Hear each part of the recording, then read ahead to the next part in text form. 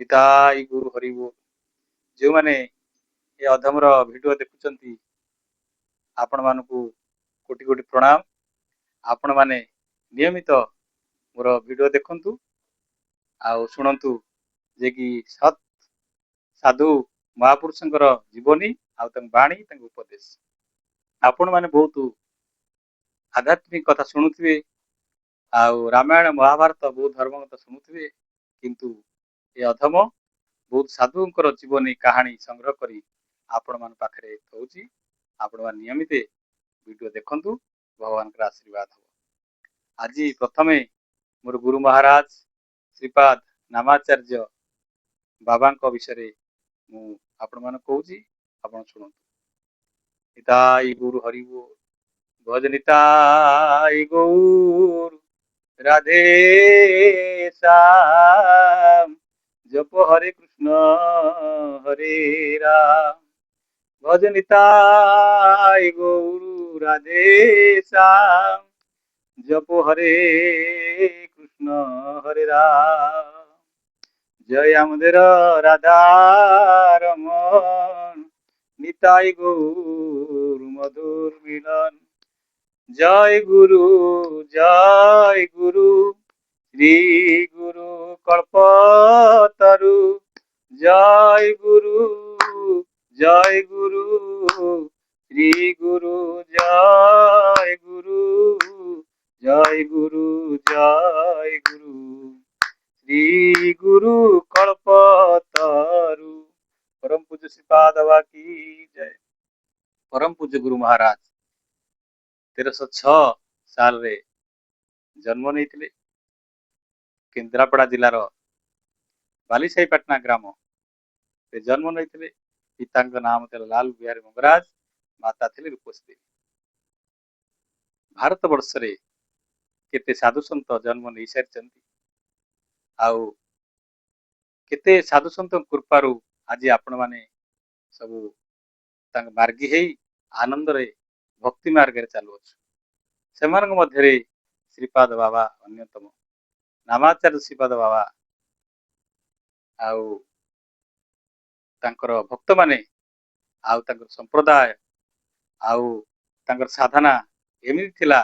आज ओडिशा बाहर लोक माने तांकर ये नाम माध्यम आनंद पाउछंती और भक्ति मार्ग पाउछंती। जा हो नामाचार्य श्रीपाद बाबा जन्म नहीं ओडिशा रे केन्द्रापड़ा जिलार बालीसाहीपाटना केरड़ागढ़, किंतु से असाधारण महापुरुष थिले। तांकर साधना गोटे थिला, से होची हरिनाम नाम साधना।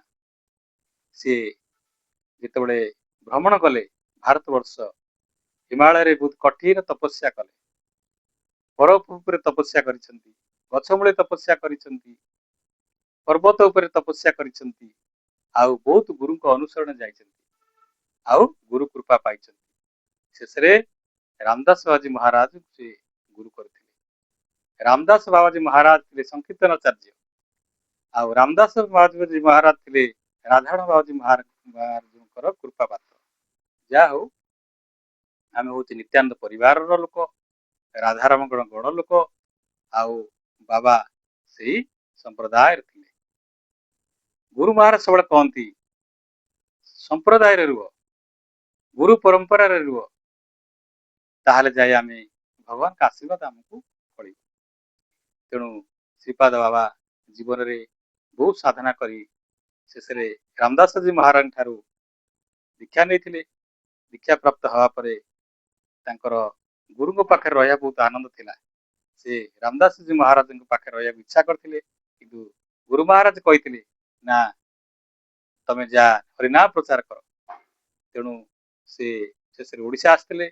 ओडिशा रे कटक, भुवनेश्वर, पुरी, बालीसाहीपाटना, केरड़ागढ़, भारत वर्ष बहुत जगार अखंड प्रचार करिसेंती ओ बहुत भक्त मानकु अलौकिक लीला देखई देइसेंती ओ हरिनाम माध्यम लोक मानकु आनंद देइसेंती। जोठी रोगी बंचु नथिला से तुलसी देई असाध्य रोग को भल करिसेंती, आउ जोठी पानी लुणिया थिला मधुर करिसेंती। तांकर लीला कहिया हेले दिने नुह ମାସ ମାସ ବର୍ଷ ବର୍ଷ ଧରି ଲାଗିଯିବ। କେତେ ଅଲୌକିକ ଘଟଣା। ଯାହା ହଉ ଶ୍ରୀପାଦ ବାବା ଯୋଉ ଆସିଥିଲେ ଆମ ଓଡ଼ିଶାକୁ, ଓଡ଼ିଶାରେ ବହୁ ଭକ୍ତ ତାଙ୍କ ପାଇଁ ଉପକୃତ ହୋଇଛନ୍ତି। ତାଙ୍କର ଗୁରୁଙ୍କର କୃପା, ତାଙ୍କ ଆଶୀର୍ବାଦ ଯାହା ଉପରେ ପଡ଼ିଛି ସେ ଧନ୍ୟ। ତାଙ୍କର ଯିଏ ସଙ୍ଗ ହୋଇଛି, ତାଙ୍କର ଯିଏ କୃପା ପାଇଛି, ସେ ଏ ଜନ୍ମରେ ସେ ତରିଯିବ। ସେ ଗୁରୁ ମହାରାଜ କହିଛନ୍ତି, ଯାହାର ଯେ ମନ୍ତ ଭାବ ତାହାର ସେ ମନ୍ତ ଲାଭ। ଯେତେ ଦବୁ ହରିନାମ ନେଇଯା, ଯେତେ ଦବୁ ଅନ୍ନ ଦାନ କରିଯା, ତାଙ୍କର ମୁଖ୍ୟ ଥିଲେ। ଯେତେ ଦବୁ ଦିଅ ଦାନ, ତେବେ ଦିଅ ଅନ୍ନ ଦାନ। ଯେବେ ନବ ନିୟ ନାମ, ନିୟ ତେବେ ହରିନାମ। ଅମୃତମୟ ମା ସ୍ୱରୂପ ହୃଦୟ ତାଙ୍କର ଥିଲା ଗୁରୁ ମହାରାଜଙ୍କର। ଚିଦାନନ୍ଦ ମହାରାଜ ତାଙ୍କୁ କହିଥିଲେ, ନାମାଚାର୍ଯ୍ୟ ବାୟାଜୀ ମହାରାଜ ଗୁରୁମାନଙ୍କର ଗୁରୁ ଥିଲେ। ସମସ୍ତଙ୍କ ହୃଦୟର ବେଦନା ବୁଝିପାରୁଥିଲେ, ସମସ୍ତଙ୍କ ହୃଦୟର କଥା ସେ ବୁଝିପାରୁଥିଲେ, କାହା ଆଖିରେ ଦୁଃଖ ସେ ଦେଖିପାରୁନଥିଲେ। ଏମିତି ଗୁରୁ ସେ ଥିଲେ। ଯାହା ହଉ ସେ ଆଜି ନାମ କରି ଯାଇଛନ୍ତି। ପ୍ରତି ମୁହୂର୍ତ୍ତରେ ନାମ କଲେ ତାଙ୍କର ଆଶୀର୍ବାଦ ଭକ୍ତମାନଙ୍କ ଉପରେ ଝରି ପଡୁଛି। ତେଣୁ ସେ ଗୋଟିଏ ସାଧନା କରିଥିଲେ ଯେ କଳିଯୁଗରେ ଆମେ ଉଦ୍ଧାର ପାଇବା ପାଇଁ ଗୋଟିଏ ମାତ୍ର ରାସ୍ତା ହଉଛି ହରିନାମ। ଏକ ବାର ହରିନାମ ଯତ ପାପ କରେ, ଏକ ବାର ହରିନାମ ଯତ ପାପ କରେ, ପାତକୀର ସାଥ ନାହିଁ ତତ୍ ପାପ କରେ। ତେଣୁ ତୁମେ ନାମ କର ଆଉ ଭଲ ମଣିଷ ହୁଅ। ଶେଷରେ ସେ ବହୁତ ତୀର୍ଥ ପର୍ଯ୍ୟଟନ କରିଛନ୍ତି, ଭକ୍ତମାନଙ୍କୁ ଆଶୀର୍ବାଦ କରିଛନ୍ତି। ଶେଷରେ ସିଏ ଆମ ପାଖରୁ ବି ବିଦାୟ ନେଇଛନ୍ତି। ଦୁଃଖର କଥା, ଅନନ୍ତ ଚତୁର୍ଦ୍ଦଶୀ ଦିନ ସକାଳେ 5:45 ତାଙ୍କୁ ହରିନେଲା ଏ ବିଧାତା। ମର୍ତ୍ତ୍ୟମଣ୍ଡଳେ ଦେହ ବହି ଦେବତା ହୋଇଲେ ମୋରଇ। ଯାହା ହଉ ସମସ୍ତଙ୍କ ଆଖିରେ ଲୁହ, ଆମର ଧନ ଆମର ପ୍ରାଣକୁ ସେ ହରଣ କରିନେଲେ।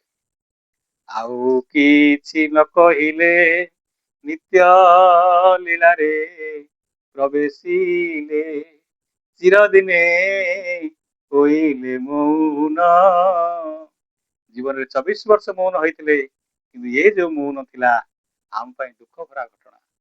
ସମସ୍ତଙ୍କ ଆଖିରେ ଲୁହ, ଆମର ଗୁରୁଦେବ କୁଆଡେ ଗଲେ। କିନ୍ତୁ ମୋର ଏତିକି ବିଶ୍ୱାସ ଆପଣମାନଙ୍କୁ ଏ ଭିଡିଓ ମାଧ୍ୟମରେ କହୁଛି, ସେ ହଉଛି କଳ୍ପତରୁ। ଆପଣ ଯାହା ଭାବିବେ ସେ ନିଶ୍ଚୟ ତାକୁ ପୂରଣ କରିବେ। ନାମ ହଉଛି କଳ୍ପତରୁ। ଗୁରୁ ମହାରାଜ ଏତେ ଶକ୍ତିଶାଳୀ ଥିଲେ, ଏତେ କୃପାଦାତ ଥିଲେ, ଆଜି ମଧ୍ୟ ସେ ଆମ ପାଖରୁ ଯାଇଥିଲେ ବି ଆମ ଭିତରେ ଅଛନ୍ତି। ଆମେ ପ୍ରତି ମୁହୂର୍ତ୍ତରେ ତାଙ୍କ କୃପା ଲାଭ କରୁଛୁ। ଏତିକି ତାଙ୍କ ଚରଣରେ ବକ୍ତବ୍ୟ ରଖି ଆପଣଙ୍କର ବିଦାୟ ନେଉଛି। ଆପଣ ପ୍ରତିଦିନ ନୂଆ ନୂଆ ଭିଡିଓ ଦେଖନ୍ତୁ, ନୂଆ ନୂଆ ମହାପୁରୁଷଙ୍କର କାହାଣୀ ଆପଣଙ୍କ ପାଖରେ ଅଧମ ରଖିବ।